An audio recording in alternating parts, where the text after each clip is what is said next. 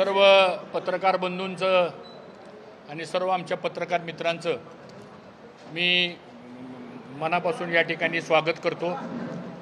अगदी पुणे, बारामती, इंदापूर आणि सर्व भागातून आमचे सर्व पत्रकार मित्र या ठिकाणी आलेले आहेत। त्या सर्वांचं प्रत्येप्रमाणे मनापासून स्वागत करतो।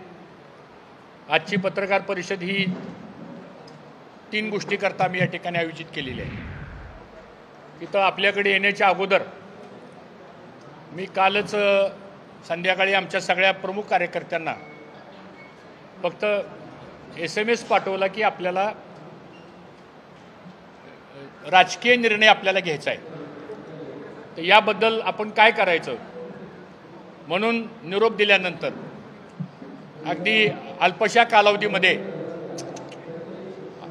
कालावधीमध्ये एवढ्या प्रचंड संख्येने आमचे सर्व कार्यकर्ते आज या ठिकाणी आले आणि त्या कार्यकर्त्यांच्या सर्व भावना गेले 2 महिने झाले आपण पाहताय।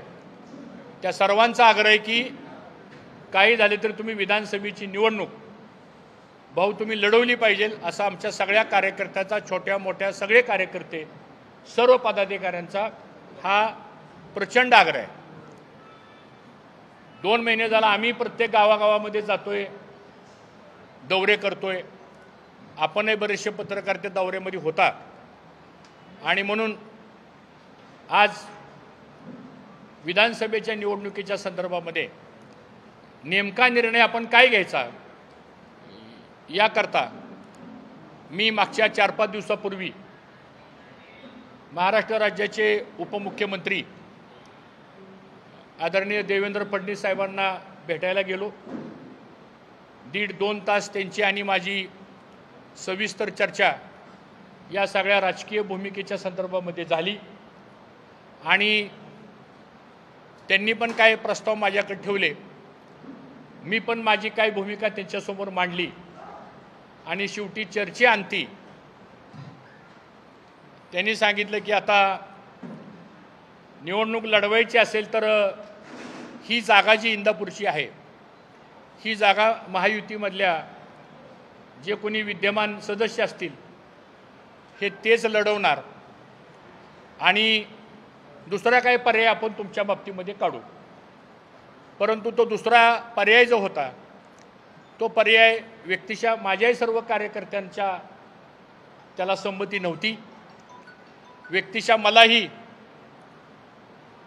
दुसरा कुठला पर्याय स्वीकारणं हे कदाचित तो व्यक्तिगत माझ्याकरता व्यक्तिगत तो संयुक्तिक ठरला असता, परंतु शेवटी राजकारणामध्ये, समाजकारणामध्ये आपल्या व्यक्तिगत प्रश्नापेक्षा सुद्धा आपल्या मागं जी जनता उभा राहते त्या जनतेचा प्रश्न असतो आणि म्हणून मग शेवटी त्यांच्याशी सविस्तर सगळी चर्चा झाल्यानंतर मला परवा दिवशी आदरणीय पवारसाहेब यांचा निरोप आला की उद्या आपण सिल्वर ओकला मला भेटायला या।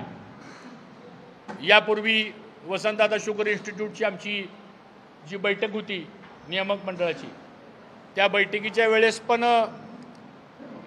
त्यांनी मला विचारलं होतं की तुम्ही राजकीय भूमिका काय घेणार आहे, तर त्यावेळेस काही विस्तारानं चर्चा ह्या मुद्द्यावर झाली नाही। पण काल पवारसाहेबांच्या बरोबर जवळजवळ 1.5 तास सविस्तर चर्चा झाली। त्या बैठकीला खासदार सुप्रियाताई सुळे पण उपस्थित होत्या। त्या पक्षाचे अध्यक्ष जयंतरावजी पाटील हे मीटिंगला असल्यामुळे फोनवरती त्यांचंही बोलणं झालं आणि मग पवारसाहेबांनी सांगितलं की